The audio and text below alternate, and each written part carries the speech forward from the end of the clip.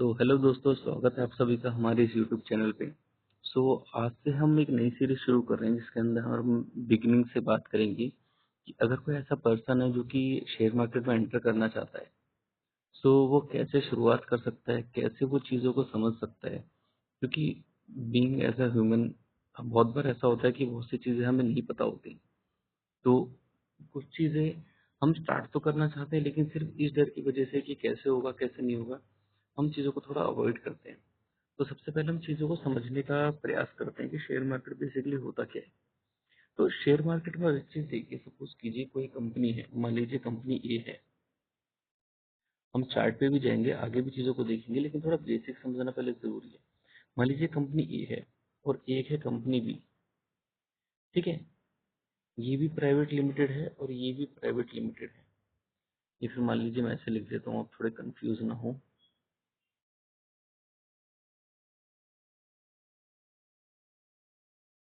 ये भी private limited है। ठीक है, ए कंपनी का क्या है कि ए कंपनी हर साल 1 करोड़ का प्रॉफिट करती है। इसके अलावा आप देखेंगे इसकी कुछ कॉर्पोरेट सोशल रिस्पॉन्सिबिलिटीज भी हैं, जिसमें ये हर साल 2% कंट्रीब्यूट भी करती है। इसके अलावा आप देखेंगे कि इसका जो प्रॉफिट है हमेशा आप देखेंगे वो प्लस में रहता है। अब वही बी कंपनी है, इसका आप देखेंगे तो साल भर का जो इसका प्रॉफिट क्या होता है, इसकी हमेशा लॉस में रहती है। ठीक है, इसके बाद सेकंड चीज आपको इसमें देखने को क्या मिल जाएगी कि कोई प्रॉफिट कर नहीं रही है, इसके अलावा कोई सोशल रिस्पॉन्सिबिलिटीज नहीं है। इसके अलावा आप देखें तो किसी भी तरह का कोई भी शेयर्स को, इसके शेयर होल्डर्स को कह लीजिए, कुछ भी कह लीजिए, कुछ भी नहीं दिया जा रहा है। ठीक है, इस तरह का हाल है। अब एक चीज मुझे खुद बताइए, आप अगर मान लीजिए कोई कंपनी है जो कि बिल्कुल प्रॉफिट अर्न नहीं कर रही है और उसका हाल कुछ ऐसा है, और एक कंपनी है जो कि प्रॉफिट अर्न कर रही है, उसका हाल कुछ ऐसा है, तो आप किस पे पैसा लगाना चाहेंगे? ऑब्वियस बात है, कोई अनपढ़ भी होगा, कोई बच्चा भी होगा तो सीधा बोलेगा भैया कैसी बात करो, एक कंपनी में पैसा डालूंगा मैं, क्योंकि यहाँ मेरे पैसे डूबने की प्रोबेबिलिटी कम है। तो सेम सिनेरियो शेयर मार्केट के अंदर होता है। हम किसी कंपनी के अंदर पैसा नहीं इन्वेस्ट करते हैं, हम इन्वेस्ट करते हैं उस कंपनी की वैल्यू क्या है, उस कंपनी की वैल्यू को देखते हुए हम उसके अंदर पैसा लगाते हैं। सिंपल यही कॉन्सेप्ट आपका शेयर मार्केट में वर्क करता है। हम किसी कंपनी के अंदर पैसा नहीं लगा रहे हैं, किसी पर्सन पे पैसा नहीं लगा रहे हैं, हम पैसा लगा रहे हैं कंपनी की वैल्यू क्या है उसके अकॉर्डिंग। अब इसी हिसाब से हम देखिए अपने चार्ट पर आ जाते हैं।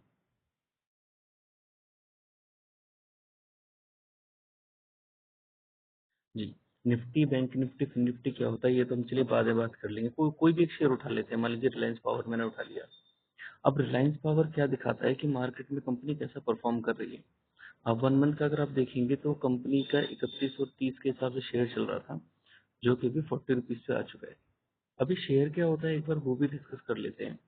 देखिए, जब कंपनी को मान लीजिए पैसे की जरूरत होती है, मान लीजिए कोई कंपनी है, तो उस कंपनी को कितने की, सपोज कीजिए 2 लाख रुपए की जरूरत है, तो कंपनी क्या करेगी ना, कंपनी डायरेक्ट ऐसे 2 लाख अगर मांगे किसी पर्सन से, तो हो सकता है किसी पर्सन के पास अकेले 2 लाख रुपए ना हो। तो कंपनी क्या करेगी, इसको सीधा सीधा मान लीजिए 10,000 से डिवाइड कर दिया। 2 लाख डिवाइडेड बाय 10,000 कितना आएगा?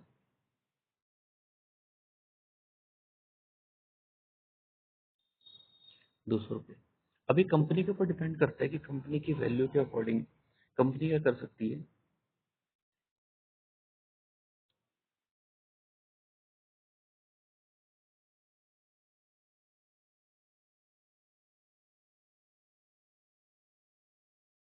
सॉरी, 20 रुपये आपका प्राइस रहेगा। अब कंपनी क्या कर सकती है, अगर मान लीजिए कंपनी की गुडविल बहुत ज्यादा अच्छी है लोगों की नजरों में, तो वो 10,000 के हिसाब से 20 शेयर भी निकाल सकती है। 10,000 शेयर निकाल दिए 20 रुपये के हिसाब से, या फिर कंपनी के पास एक और ऑप्शन है, वो चाहे तो 1,000 शेयर निकाल ले, अगर उसकी गुडविल वगैरह अच्छी है तो, किससे? 200 रुपये के हिसाब से। ये काम भी कर सकती है कंपनी। तो डिपेंड करता है कंपनी गुडविल कैसी है। अब जो भी इंसान इसमें पैसा लगाना चाहता है उसके पास ये अथॉरिटी रहती है कि भाई मेरे पास ज्यादा पैसा नहीं है, मैं तो कहता हूँ मेरे पास 5,000 रुपये है। तो 5,000 को अगर आप 20 से डिवाइड करेंगे तो कितना आ जाएगा आपका?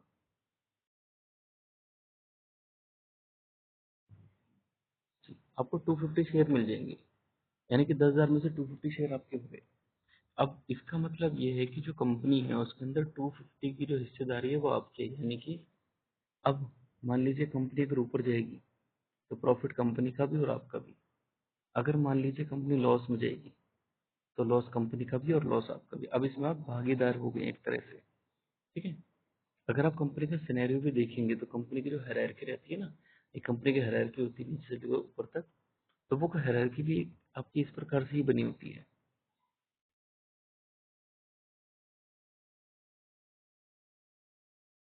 सबसे नीचे लेवल पे जो होते हैं वो आपके वर्कर्स होते हैं, उसके ऊपर जो होते हैं आपके मिडल होते हैं, मिडल मैन्स होते हैं जो कि वर्कर से काम वगैरह करवाते हैं। इसके बाद अगर आप देखेंगे तो टॉप मैनेजमेंट होता है। इसके बाद अगर आप देखेंगे तो आपका चेयरपर्सन होता है। उसके बाद बोर्ड ऑफ डायरेक्टर्स होते हैं और सबसे ऊपर जो होता है वो आपके शेयर होल्डर्स होते हैं। तो शेयर होल्डर से अगर आप देखेंगे तो सबसे हाई लेवल का अथॉरिटी माना जाता है कंपनी में, क्योंकि ऑब्वियस बात है शेयर होल्डर जो है उसने पैसा लगाया है भाई साहब कंपनी ने। आपके बोर्ड ऑफ डायरेक्टर्स हैं या फिर आपका जो सीईओ है, उनको जितनी नॉलेज है उतना आपके जो शेयर आपके शेयर होल्डर्स हैं उनको नहीं है। उन्होंने आपको पैसा दिया है तो ये आपकी रिस्पॉन्सिबिलिटी है कि आप मार्केट के अंदर उनके पैसे को एक तो सेव करेंगे, दूसरी चीज ये उनके पैसे को सही जगह इन्वेस्ट करेंगे और उनको रिटर्न निकाल के देंगे, ये आपकी रिस्पॉन्सिबिलिटी है। सो अब सवाल ये आ जाता है कि being as a human person, क्या अगर ऐसा है, सपोज कीजिए कि मैंने सिर्फ एक शेयर खरीदा, तो क्या मैं टाटा का मालिक हो गया? जवाब है बिल्कुल हाँ। अगर आपने एक शेयर भी खरीदा तो टाटा के मालिक हो गए। इस तरह से मान लीजिए अगर रिलायंस है, रिलायंस के मैंने 1,000 शेयर खरीद लिए, तो क्या मैं रिलायंस का मालिक हो गया? अब रिलायंस के मालिक नहीं हो गए, आपकी कंपनी में हिस्सेदारी हो गई है। अगर कंपनी प्रॉफिट करती है तो भी आपके साथ बांटा जाएगा, लॉस करेगी तो आपका जो पैसा आपने लगाया वो नेगेटिव में दिखेगा आपको। ऐसा नहीं कि आपका पैसा डूब जाएगा। मान लीजिए कंपनी ग्रो ग्रोथ करती है तो पैसा अगर आपका कम ज्यादा भी होता है तो वो कम ज्यादा भी दिखाई देगा उसमें, ठीक है। सेकंड चीज इसमें ये आ जाती है कि अब हम इसमें एंटर कैसे करें। देखिए सबसे पहले हमें ना एक चीज समझनी बहुत जरूरी है कि शेयर मार्केट में घुसने से पहले ना आप एक चीज समझ लीजिए। एक चीज जो सबसे ज्यादा हमें डराती है,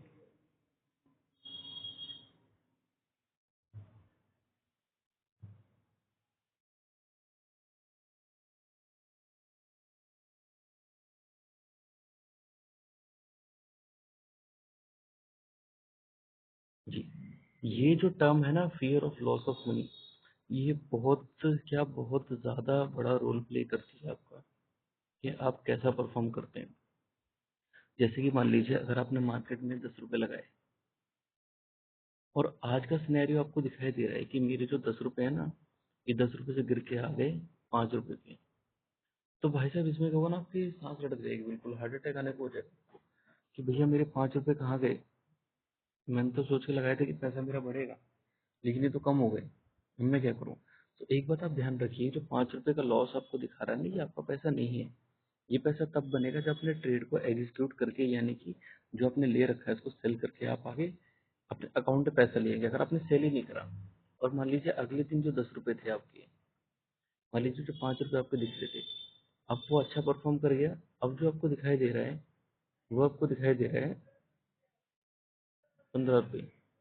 तो क्या ये 15 रुपए आपका प्रॉफिट है? जवाब है नहीं। ये 15 रुपए आपके पैसे तब तक नहीं बनेंगे जब तक आप एग्जिट करके, मार्केट से एग्जिट करके अपने पैसे को अपने अकाउंट में नहीं ले लेते।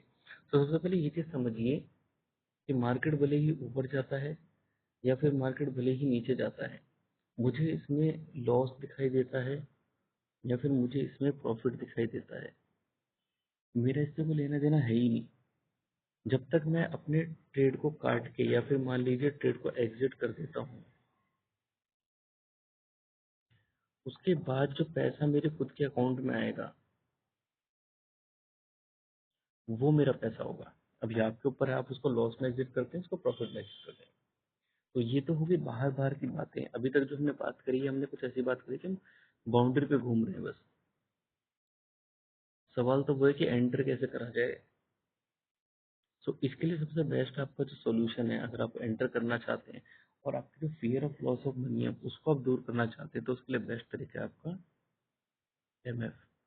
अब एमएफ का मतलब क्या होता है? एमएफ का मतलब होता है सीधा सीधा म्यूचुअल फंड।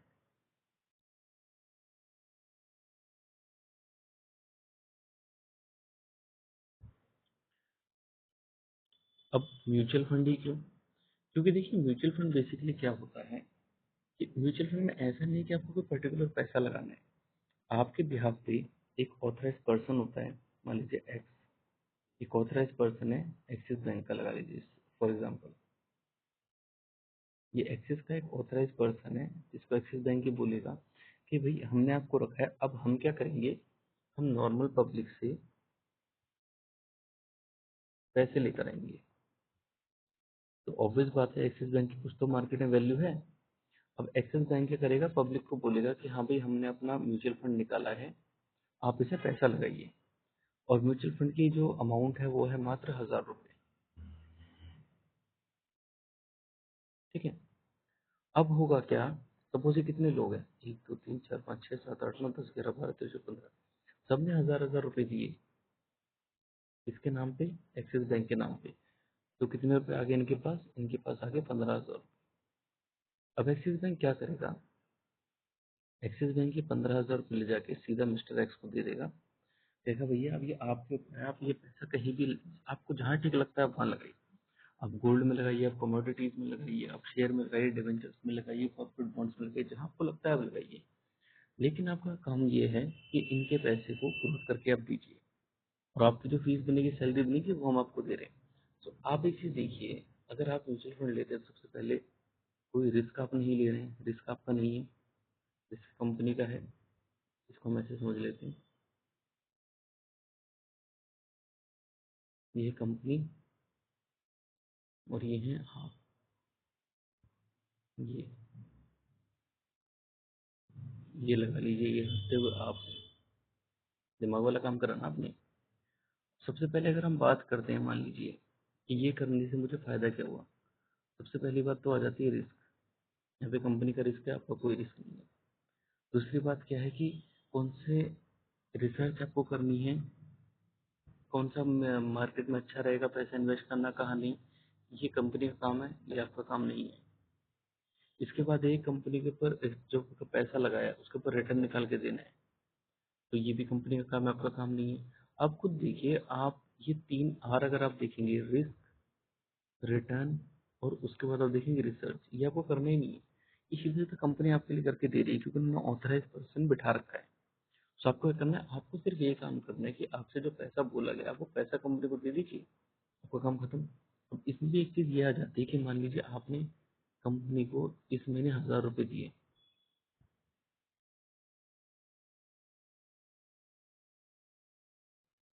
तो भाई देखो कंपलसरी नहीं है कि अगले महीने से आपका ये पैसा जो है ये आपको 1000 का 1100 ही दिखाई देगा। ऐसा बिल्कुल नहीं है। ऐसा भी हो सकता है पैसा लगाने के बाद ही जो अगले दिन है पैसा आपका वो 900 रुपये दिखाई देना शुरू कर दे। तो इसका मतलब ये नहीं कि घबराना है आपको, आपको सीधा सीधा अपना fear of loss of money को थोड़ा ओवरकम करना है। क्योंकि मार्केट में जब पैसे को थोड़ा ऊपर नीचे होता हुआ आप देखेंगे तो आपको समझ आएगा कि हाँ मार्केट ऐसे ही काम करता है। 1000 से मान लीजिए पैसा आपका 900 पे आया तो मार्केट थोड़ा तो नीचे गया होगा, और जो पैसा लगा रहा है ऑब्वियस बात है कोई भगवान तो है नहीं कि वो भी सब कुछ ऐसे ही कर देगा। तो ऑब्वियस बात है ये आपका 900 रुपये जाएगा, लेकिन अगर होल्ड करके रखते हैं, भरोसा रखते हैं, तो 900 रुपये से आपको ये फिर से ये 1100 क्या है, ये आपको 1200, 1500, इवन अगर आप यकीन माने 1 साल के अंदर अंदर ही, या फिर मान लीजिए 6 महीने के अंदर अंदर भी सब कुछ अच्छे से रहता है, परफॉर्म अच्छा करता है, तो ये आपका 1000 का पैसा आपको 2000 तक भी बढ़ के आपको मिलता है। और डेफिनेटली ऐसा म्यूचुअल फंड में देखा गया है। अब दूसरी अगर हम बात करें तो देखिए म्यूचुअल फंड जो होता है ना, यहाँ पे 2 तरह के आ जाते हैं आपके। बहुत से लोग ये कहते हैं कि भाई म्यूचुअल फंड कर लिया, एसआईपी कर ले, लेकिन आप ध्यान से अगर आप देखेंगे तो एसआईपी और म्यूचुअल फंड अलग अलग नहीं है, ये इसी का पार्ट है। म्यूचुअल फंड में एक आपका आ जाता है ओटी, ओटी का मतलब होता है वन टाइम, और एक आ जाता है आपका एसआईपी। एसआईपी का मतलब होता है सिस्टमेटिक इन्वेस्टमेंट प्लान। ओटी का मतलब क्या होता है, वन टाइम जो है, इसका मतलब ये है कि आपने सपोज कीजिए 10,000 रुपये एक बार में लगा दिए और अब आप भूल गए। अब आप चाहे तो इसको 1 साल में एग्जिट कर सकते हैं, 5 साल में एग्जिट कर सकते हैं, 10 साल में एग्जिट कर सकते हैं, जैसा आपको ठीक लगता है वैसा रखिए, और उसके हिसाब से पैसा आपका रिटर्न कम ज्यादा होता रहेगा इसमें। ठीक है। अब एसआईपी का क्या आ जाता है, एसआईपी के अंदर होता है कि सपोज कीजिए आपने 1,000 रुपये की एसआईपी कर ली, तो आपका धर्म ये बन जाता है कि पर्टिकुलर डेट पे, सपोज कीजिए आपने 5 तारीख स्विच कर ली, 5th ऑफ एवरी मंथ, तो 5th ऑफ एवरी मंथ आप क्या करेंगे, 1,000 रुपये आप अकाउंट में डाल देंगे। तो ये हर महीने चल रहा है, जब तक आप जिएंगे तब तक आप उसको डालते रहेंगे। कि जब तक आपका मन करता है, 5 साल, 2 साल, 10 साल, जब भी आपका मन कर रहा है आप उसमें उसको डाल रहे हैं। अब एक चीज आप देखिए कि भैया इसमें फर्क क्या है दोनों में। मैं क्यों म्यूचुअल फंड की तरफ जाऊं जिसमें एक मुझे वन टाइम मिल रहा है और वैसा ही मिल रहा है, दोनों में कुछ तो फर्क होगा। तो देखिए फर्क क्या रहता है कि सपोज कीजिए यहाँ पे आपने 10,000 रुपये डाल के छोड़ दिए और इस पे आपको बोला गया था इस पे जो रिटर्न आपको मिलेगा वो मिलेगा 10% पे। सो 10,000 का अगर आप 10% निकालेंगे तो कितना हो जाएगा आपका, 1,000 रुपये हो जाएगा। सो 1 साल बाद जो पैसा आपका मिलेगा वो आपको मिलेगा 11,000 रुपये। ठीक है। इसके बाद नेक्स्ट जो आपका मिलेगा वो आपको मिलेगा फिर 10,000 पे 1% आप देखेंगे तो वो आपका 12,000 हो जाएगा। उसके बाद तीसरे साल अगर आप देखेंगे फिर 1,000 रुपये बढ़ेगा आपका, फिर कितना हो जाएगा, फिर 13,000 हो जाएगा। वहीं पे अगर आप देखेंगे सपोज कीजिए 10,000 की आपने SIP करी है। तो SIP में क्या बेनिफिट आपको मिल जाएगा, सपोज कीजिए पहले साल आपने 10,000 लगाया, इसका 10% आपको मिल जाएगा 1,000। ठीक है। अब इसके बाद क्या होगा नेक्स्ट ईयर, ये आपका फर्स्ट ईयर का सिनेरियो हो गया। सेकेंड ईयर में क्या होगा, अब 10,000 पे ना लग के आपको 11,000 पे लग गया, क्योंकि 1 साल का इंटरेस्ट भी ऐड हो चुका है। अब इसका 10% निकाला जाएगा। तो अब जो आएगा वो आएगा आपका 1,100। तो पहले कितना था आपका, पहले था 11,000 हो चुका था, 11,000 में इस बार 1,100 और प्लस होगा, तो ये कितना हो जाएगा, ये हो जाएगा आपका 12,100। अब जो आपका इंटरेस्ट निकलेगा वो आपका फिर से इसी के ऊपर आपका 10% निकलेगा। तो अब अगर आप देखेंगे तो इंटरेस्ट आपको 1210 मिलेगा। अब एक चीज आप देखिए, आपका पहले साल का इंटरेस्ट आपको 1,000 रुपये मिला, दूसरे साल का 1,100 मिला, तीसरे साल का 1,210 मिला। तीन इंटरेस्ट यहाँ पे देखे हमने। इसके अलावा पहले आप देखिए, पहले हमने कितना देखा, यहाँ पे भी 1,000 का इंटरेस्ट था, यहाँ 1,000 का और यहाँ पे 1,000 का। तो ये आपका फर्क आ जाता है। तो कोई भी अगर आप सोच रहे हैं SIP वगैरह लेने की, तो सबसे बेस्ट ऑप्शन है। SIP को आप अपना एक बिजनेस, अपनी लाइफ में एक रूल बना सकते हैं कि हर महीने मुझे इतना तो इन्वेस्ट करना ही है। तो सिंपल आप वो चीज़ करके अपना शुरू कीजिए। अब यहाँ पे आप देखेंगे, जैसे कि मैंने ग्रो का एप्लीकेशन ओपन कर रखा है, तो ग्रो में कुछ डिफरेंट आपको ऑप्शन दिए हुए हैं। हाई रिटर्न आप देखेंगे तो रिटर्न आपको उसमें ज़्यादा दिया जाएगा। अगर आप छोटे पैसे शुरू करना चाह रहे हैं, देखिए 500 रुपये के हिसाब से भी ऐसा है कि यहाँ पे टैक्स सेविंग, आप टैक्स वगैरह बचाना चाहते हैं क्योंकि कुछ एग्जाम्पशन आपको मिल जाते हैं, तो वो भी अवेलेबल है। लार्ज कैप यानी कि वो कंपनियां जो बहुत अच्छा ही परफॉर्म कर रही हैं, हमारी टॉप कंपनीज में आती हैं, जैसे कि टाटा हुआ, रिलायंस हुआ, इसके अलावा आपका आइचर ग्रुप्स हुआ, और भी बहुत सारी कंपनी जो लार्ज कैप में थी। मिड कैप कंपनीज वो हैं जो अच्छा परफॉर्म कर रही है और मल्टी पॉसिबल है कि इन फ्यूचर में लार्ज कैप बन सकती है, यानी कि अभी अच्छा परफॉर्म कर रहे हैं और आगे इनकी और संभावना है कि अच्छा परफॉर्म करने की। स्मॉल कैप कंपनीज वो हैं जो कि निफ्टी 50 में रजिस्टर्ड तो हैं। निफ्टी 50 का मतलब होता है टॉप 50 कंपनीज जो कि अच्छा परफॉर्म कर रही हैं बहुत ज्यादा। तो वो रजिस्टर्ड तो है पर वो स्मॉल कैप है, अभी धीरे धीरे करके आगे बढ़ रही है। आगे जैसे उनकी ग्रोथ होगी तो माइटी पॉसिबल है कि वो और इससे ज्यादा आगे बढ़ सकती है। तो आप जिसमें चाहे उसमें अपनी म्यूचुअल फंड आप शुरू कर सकते हैं। तो उस कीजिए, मैं हाई रिटर्न वाले शुरू करता हूँ पहले। हाई रिटर्न का अगर देखा जाए तो आप सिंपल देखिए, अगर आप थोड़ा बहुत निशान तौर पर देख सकते हैं, आदित्य बिरला सनलाइट में 40.88 का रिटर्न है। SBI में देखेंगे अगर आपको 40% है, मोतीलाल ओसवाल का 38% है। अब सपोज कीजिए आदित्य बिरला का मैं देख लेता हूँ, तो एक चीज ये भी आ जाती है कि टैक्स सेविंग और हाई रिटर्न में ऐसा क्या फर्क है, मैं क्यों उस तरफ जाऊँ। तो देखिए इसमें सीधी सीधी चीज आपको दिखा रखी है। आप ये चीज देखिए, मिनिमम SIP कितने से आप कर सकते हैं, 100 रुपये से आप शुरू कर सकते हैं। रिटर्न कैलकुलेटर एक बहुत अच्छी चीज है। सपोज कीजिए आप 100 रुपये की इन्वेस्टमेंट करते हैं, चलिए 100 रुपये तो नहीं दिखा रहे हैं, 500 रुपये दिखा रहा है, मैं मंथली SIP कर देता हूँ, आपने 500 रुपये पर मंथ से करते हैं। अगर ऐसे 6 महीने के लिए कर रहे हैं, तो आप एक चीज देखिए, 5 into 6 कितना, 3,000, आपको कितना रिटर्न मिलेगा, 3,014 रुपये। कोई ज्यादा रिटर्न नहीं है, सिर्फ 14 रुपये पे है। 1 साल तक अगर आप करते हैं तो कितना हो जाएगा आपका, 6,000 रुपये आप इन्वेस्ट करते हैं 1 साल तक, जो कि 7,063 हो जाएंगे।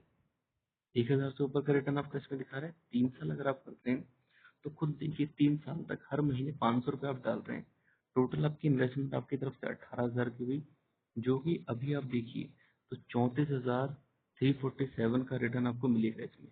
18,000 में से 34,000 माइनस करते हैं तो अच्छा खासा पैसा आपका बनता है इसमें। दूसरा इसके अंदर सीधी समझने वाली चीज़ ये है, वो आप ये देखिए, ये चीज़ देखना बहुत ज़रूरी होता है कोई भी अगर आप इसमें इन्वेस्ट कर रहे हैं तो। एक चीज़ आप देखिए कि एक्सपेंस रेशियो के ऊपर कितना लग रहा है आपका, 0.49 का परसेंट आपको देना पड़ेगा। एग्जिट लोड, अगर आप 30 दिन के अंदर अंदर एग्जिट करते हैं इसको तो 1% का दिया जाएगा, देना पड़ेगा आपको। स्टैम्प ड्यूटी तो ऑब्वियस है, वो तो आपकी लगेगी। टैक्स का देखना बहुत जरूरी है, क्योंकि अभी रिसेंट हमारा टैक्स बजट है तो उसके अंदर ये बताया गया था, अगर आप 1 साल से पहले अगर आप एग्जिट करते हैं तो सीधे सीधा 20% का टैक्स आपको देना पड़ेगा। अगर आप मान लीजिए 1 साल के बाद करते हैं तो 12% का टैक्स आपको उसमें देना। तीसरी इंपॉर्टेंट चीज़ आपको समझनी जरूरी है कि फंड मैनेजमेंट क्या है उसका। अभी जो पर्सन है देखिए, धवल गला और धवल जोशी, इनके बारे में पूरी जानकारी आपको होनी चाहिए कि भाई ये कौन है, कहाँ से आए हैं, क्या करते हैं क्या नहीं करते हैं। यहाँ देखिए इनके सब लिखा हुआ है, एक्सपीरियंस क्या है इनका, इन्होंने क्या क्या एजुकेशन अपनी ली है। इनके ऊपर अगर आप देखेंगे तो इनका भी देखिए सीधा आ जाएगा क्या इन्होंने क्वालिफिकेशन करी है, क्या इनका एक्सपीरियंस रहा है। क्योंकि कोई भी अगर पर्सन आपका पैसा संभाल रहा है तो वो पता होना चाहिए कि वो पर्सन उतना कैपेबल है भी या नहीं है। इसी तरह से अगर आप लार्ज कैप पे क्लिक करेंगे तो देखिए कुछ कंपनीज यहाँ पे मिल जाएंगे आपको, जिनके नाम आप जानते भी होंगे। आपने यूटीआई का नाम सुना होगा, निप्पॉन का सुना होगा, आईसीआईसी का नाम सुना होगा, नावी का नाम सुना आपने सुना होगा। तो इनमें आप पैसा डाल सकते हैं। अब यहाँ पे एसआईपी अगर आप करते हैं तो भी आपका बेनिफिट है। अगर आप मान लीजिए वन टाइम भी करना चाहें तो उसमें भी आपको डेफिनेटली कोई नुकसान नहीं होता है। मान लीजिए वन टाइम का अगर आप देखना चाहें,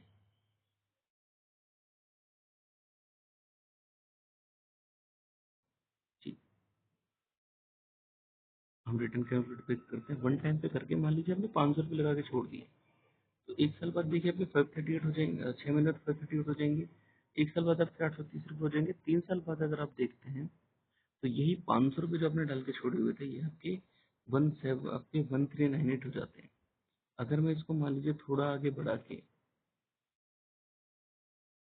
5,000 कर देता हूँ, तो आप खुद देखिए आपने वन टाइम में 5,000 लगा के छोड़ दिया, आपका रिटर्न आपको कितना मिल रहा है, 13,980 रुपये का, 179% रिटर्न है इस पे। 1 साल में अगर आप देखेंगे तो वही 32 रुपये के आसपास में बढ़ के आपको मिल रहे हैं। 6 महीने में अगर आप देखें तो रिटर्न कम है। तो इस चीज़ में ये भी समझ आती है कि जब हम लॉन्ग टाइम पे लगाते हैं म्यूचुअल फंड को तो लॉन्ग टाइम में ज़्यादा बेनिफिशियल है as compare to short term. So I hope जो आज वीडियो है आपको डेफिनेटली समझ आई होगी।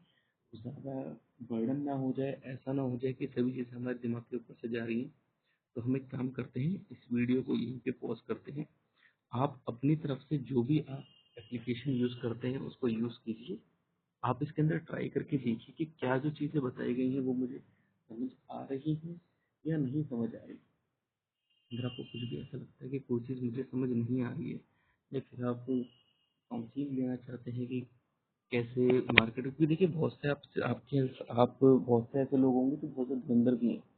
आप एफएनओ भी कर चुके हैं, आप हर चीज़ कर चुके हैं, निफ्टी बैंक निफ्टी फिर निफ्टी सबका स्वाद चख चुके हैं आप, लेकिन वो पैसा नहीं बन पा रहा है जो चाहिए।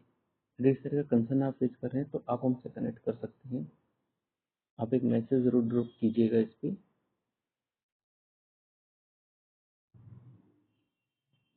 जी, आप इस नंबर पे हमें टेक्स्ट कर सकते हैं, व्हाट्सएप कर सकते हैं। उसके बाद आपको हमारी ओर से कॉल रिसीव हो जाएगा। आप डेफिनेटली बता सकते हैं क्या कंसर्न आप फेस कर रहे हैं, क्या इश्यूज आप फेस कर रहे हैं, और डेफिनेटली हमारी ओर से जो पॉसिबल हो पाएगा हम आपको हेल्प करेंगे। बाकी आप अपना एप्लीकेशन में आप चेक कीजिए। कोई म्यूचुअल फंड अगर आपको लगता है 500 रुपये से आप एटलीस्ट शुरू कीजिए, fear of loss of money को अपना दूर कीजिए, और उसके बाद आप इन सब चीज़ों पे जाइए। सबसे पहले आप खुद देखिए, आप ड्राइविंग लाइसेंस की लर्निंग ही बनवाएंगे ना, या पहले एकदम से बुलेट लेके निकल जाएंगे। तो पहले चीज़ों को समझेंगे, उसके बाद हम धीरे धीरे जाएंगे। इसमें जो हमने सीरीज शुरू करी है इसमें म्यूचुअल फंड का, इसके बाद शेयर्स में इंट्राडे, एफएनओ, कमोडिटीज, सभी चीज़ों की बात करी जाएगी। तो अगर आप हमारे चैनल पे नए हैं तो डेफिनेटली मेरी आपसे रिक्वेस्ट रहेगी कि आप हमारे चैनल को सब्सक्राइब जरूर कीजिए, और वीडियो अगर आपको पसंद आई हो तो एक लाइक ज़रूर कीजिएगा। So thank you so much, मिलते हैं आपसे अगली वीडियो में। धन्यवाद।